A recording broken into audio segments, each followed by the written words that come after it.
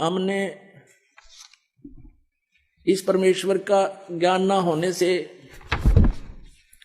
अन्य सभी को भगवान मान लिया, एक कबीर जी को छोड़कर।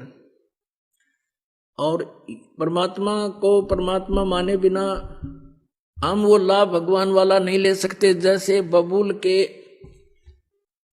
पेड़ को हमने आम जानकर बो रखा था, या किसी ने कैर बोल रखा है, किसी ने झाड़ बो रखा है, या अन्य कोई पौधा पेड़ लगा रखा है जो आम नहीं है, तो आम का लाभ नहीं प्राप्त कर सकते। हमने सभी को भगवान मान लिया, हनुमान जी को भी भगवान मान लिया, खाटू श्याम को भी भगवान मान लिया। हमने कितना कोई बाबा मर गया, उसके ऊपर कोई कब्र बना रखी है, मंदिर मंडी बना रखी है, उसको भगवान मान लिया। और अपने आप 4 ईंट कहीं लगा करके उसके माथा टेकन लग गए। और फिर अन्य साधनाएं क्या बता रखी हैं, परमात्मा याद दिलाते हैं, आप पे लीपे, आप पे पोते, आप पे बनावे ओई, और उस पे बुढ़िया फिर पोते मांगे, देखा कल कहाँ खोई। ओई माता के व्रत ये पूजा करते हैं ये माई। एक आप पे बनाओगे, औरत की शकल सी बना लेंगे, आजकल तो बड़ी बनाए चित्र ले आवे कहते थे, पहले आप पे बनाया करते नो, चित्र से बना के औरत की घाघरा परा देते और उसको हाथ लगा देते नो, बूढ़े बूढ़े हैं। और उसके सामने फिर बुढ़िया हाथ जोड़ कर नो कहे, ए हुई माता मैंने पोता जी ये मेरे घर में सुख रही है। नो कहा आप पे लिपे, आप पे पोते, उस स्थान को मड प्लास्टर से लिपया करती, और आप पे बनाई हुई वह माता भी आप पे कंस्ट्रक्ट करी, और फिर उस पर अपने बढ़ाई हुई बहनों का तो मेरी सुरक्षा करिए, उस पर पोते मांगे। नो क्या कल कहां से खोई। परमात्मा कहते हैं जाटी पूजे, पीपल पूजे, और सिर तुलसा के हो, और दूध पूत में खैर राखिए, नो पूजू हो तो तेरा गजब भैया। नो क्या दंडी पूजे, पीपल पूजे, और तुलसी ने पूजे, और इनका आगे हाथ जोड़ के नो के हमारे दूध और पूत की सुरक्षा करिए हो, या अपनी सुरक्षा तो कर लियो, ये पीपल और ये तुलसा इन बकरा खा जा। तो परमात्मा कहे हमने ये भी भगवान मान लिया, और भगवान को भगवान मानना नहीं है, तेरा गजब भैया। अब परमेश्वर कबीर जी हमें याद दिलाते हैं। अब जैसे कि आपको रात्रि के समय सत्संग सुनाया था, उसमें बताया था कि वो परमात्मा सतलोक से चलकर आता है, गति कर आता है, वो तीसरे लोक में रहता है, ऊपर मुक्ति धाम में, सतलोक में। एक तो ये काल का लोक है, 21 ब्रह्मांड का अक्षेत्र है, और इसको सरपुरुष भी कहते हैं, इसको ब्रह्म भी कहते हैं, जो श्री ब्रह्मा, श्री विष्णु, श्री शिव जी के पूज्य पिताजी है।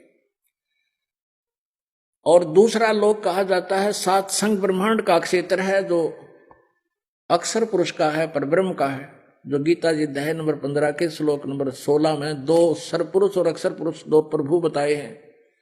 और 17वें में कहा कि उत्तम पुरुष है तो अन्य, वो वास्तव में श्रेष्ठ पुरुष यानी परमात्मा तो इन दोनों से कोई और है। तो वो उस तीसरे लोक में सतलोक में रहता है, वहां से गति करके बिजली जैसी गति से यानी सेकंड के अंदर यहां आ जाता है। नानक साहब जी कहते हैं नीच जात परदेसी मेरा, छन आवे छन जावे बे, कि 1 सेकंड में पृथ्वी पर, 1 सेकंड में सतलोक में देखता हूं उसको। नीच जात जिसको तुम धानक कहते हो, वो पूर्ण परमात्मा है, वो परदेसी। तो वहां से वो सचखंड से गति करके आता है, अपनी प्यारी आत्माओं को मिलते हैं, और फिर उनको तत्व ज्ञान से परिचित कराते हैं। इसी अपनी महिमा के अनुसार, अपने गुणों के आधार से, जिसके विषय में सदग्रंथ बताते हैं, तो परमात्मा आदरणीय गरीबदास साहिब जी को मिले थे, गांव छुडानी, जिला झज्जर, हरियाणा के अंदर। और उस अच्छी आत्मा को, उस नेक आत्मा को, जिन जैसी अच्छी आत्माओं को वो मिलते हैं, वेद में ये भी प्रमाण दिया है कि जैसे आकाशीय बिजली किसी विशेष धातु पर ही गिरती है, अन्य स्थानों पर नहीं, तो ऐसे ही वो परमात्मा उन अच्छी आत्माओं पर ही अट्रैक्ट होते हैं। हमारे जैसे अड़ंगा वो क्या करेंगे, वो आकर के जो सुन बिलेर मानना नहीं, जैसे 64 लाख शेष हो गए थे परमेश्वर कबीर जी के, जब वो परमात्मा बनारस में रहते थे एक दानक रूप में, 64 लाख शेष जिनको इतने सुख दे दिए थे वो सोच भी नहीं सकते थे। इस मालिक की कृपा से उनको नाम जाप से इतना लाभ हुआ था। और फिर परमात्मा ने परीक्षा की थी कि भगवान को कैसे पहचाना इन्होंने, केवल सुखों से ही वो भगवान मान रहे हैं या कुछ मेरे से परिचित भी हैं। तो सभी भाग गए थे हम छोड़कर भगवान को। वो सुनाएंगे कथा भी समय आने पर। वो परमेश्वर गरीबदास साहिब जी को मिले थे, उस अच्छी आत्मा को। और फिर वो 10 वर्ष के थे उस समय। गरीबदास साहिब जी किसान परिवार में जन्म था, जाट परिवार में गरीबदास जी का। 10 वर्ष के बालक अपने ही खेतों में गौएं चरा रहे थे, वहां गवाले बनकर गए हुए थे। वहां से परमात्मा उनकी आत्मा को सचखंड लेकर गए थे। वो बच्चा मृत हो गया था, शरीर उसका निढाल हो गए थे। गांव वाले गांव में ले आए थे, उसको अंतिम संस्कार करने की तैयारी कर रहे थे। 5-6 घंटे लग गए थे इस प्रोसेस में। परमात्मा उस आत्मा को ऊपर लेकर गए। गरीबदास जी की आत्मा को ब्रह्मा का लोक दिखा, विष्णु का लोक, शिव जी का लोक, धर्मराज का लोक, फिर सब दुर्गा का लोक, ब्रह्म लोक, और ये जहां ये काल 1 लाख जीवों को खाता है वो स्थान दिखाया। फिर सचखंड में लेकर गए, वहां परमात्मा ने अपना वास्तविक रूप दिखाया। और फिर उस प्यारी आत्मा को वापस छोड़ दिया। फिर उस गरीबदास साहिब जी ने उस परमात्मा की महिमा का एफिडेविट दिया। अमृतवाणी में वो बोला, परमात्मा ने वो ज्ञान फीड कर दिया गरीबदास जी की अंतःकरण में। अब जैसा कि आपने सुना कि उस परमेश्वर ने कैसे कैसे चमत्कार करके दिखाए जो भगवान किया करते हैं, लेकिन हम फिर भी उनको परमात्मा नहीं मान सके, नहीं उनको परमात्मा स्वीकार किया, जिस कारण से हम भटक रहे हैं। वो परमात्मा यहां ज्ञान देने के उद्देश्य से आते हैं और वो क्या बताते हैं कि तुम हिंदू और मुसलमान 2 नहीं हो, सिख और ईसाई ये भिन्न नहीं हो, तुम मेरे बच्चे हो। आप मुझे पाने के लिए ही विभाजित हो चुके हो। आज मैं तुम्हारे समक्ष खड़ा हूं, मैं तुम्हारा भगवान हूं, तुम मेरे बच्चे हो, मैं तुम्हारा पिता हूं। लेकिन इन काल के दूतों के द्वारा हम इतने भ्रमित कर दिए जाते हैं, हम परमात्मा को साक्षात खड़े को भी नहीं पहचान पाते, हम इतने अबोध बन जाते हैं। अब क्या बताते हैं भगवान कबीर परमेश्वर जी, मैं रोवत हूं सृष्टि को, ये सृष्टि रोवे मोहे। कहे कबीर हमरे वियोग को, समझ न सकता कोई। गोता मारूं स्वर्ग में, जा बैठूं पाताले। कहे कबीर ढूंढता फिरूं मैं अपने हीरे मोती लाल। तुम हीरे और मोती लाल हो उस परमात्मा के पुण्यात्माओं। आप जी को ढूंढ रहे हैं परमेश्वर। अब जैसे ये ज्ञान गंगा नामक पुस्तक आप तक पहुंचाई परमात्मा ने, और आप उसको पढ़कर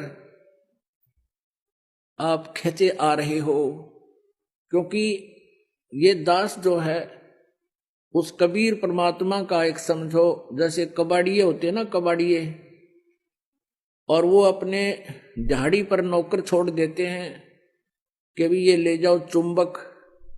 वो क्या करते हैं, लोहे को लाकर कबाड़ी को देते हैं, कबाड़िया उनको तोल कर उसके हिसाब से उनका रेट दे देता है उनको मजदूरी। तो वो क्या करते हैं कि चुंबक भी साथ रखते हैं और उस चुंबक को धागे से बांध कर ऐसे जमीन पर लटकाते घिसड़ाते चलते हैं। जो लोहे के कण होते हैं उसको चिपक जाते हैं और वो उतार के उनको अपनी झोली में डाल लेते हैं, और जो कंकर पत्थर हैं वो पड़े रह जाते हैं। फिर उन लोहे के कणों को जो कि मिट्टी में जर रहे थे, खत्म हो रहे थे, उनका अस्तित्व नष्ट हो जाना था, वो वापस आ गए कहाँ, फिर कारीगर के पास। उसको फिर उन्होंने नए सिरे से उसका कोई नया औजार, कोई चम्मच बना दी, कोई फिर कितना अच्छा औजार बन गया, यानी उनका सदुपयोग हो गया। तो आप जी इस संसार रूपी कंकर, उनमें लोहे के कण थे, स्टील के कण थे, आप परमात्मा के हंस थे, और इस परमात्मा ने ये चुंबक फेंक दिया सब जगह और आप उसके चिपक कर आ रहे हो। अरे बाप का नया जीवन शुरू हो जाएगा। तो गरीबदास साहिब जी ने परमात्मा से परिचित होने के उपरांत प्रभु की महिमा का एक कलम तोड़ विवरण किया है। कबीर परमेश्वर की महिमा बताते हुए गरीबदास जी कह रहे हैं कि वो किस प्रकार हमें समझाया करते थे। हिंदू और मुसलमानों को समझाया करते थे कि तुम साधनाएं गलत कर रहे हो। अब परमात्मा काजी मुल्ला जो मुसलमान धर्म को भ्रमित किए हुए हैं उनको कहा करते थे, और उधर से पंडित ब्राह्मणों को, पांडवों को और ये नकली मंडलेश्वरों को कहा करते थे कि तुम साधना गलत बता रहे हो, तुम भी परिचित नहीं हो, इन भोली आत्माओं को गुमराह करके काल के जाल में फंसाए बैठे हो।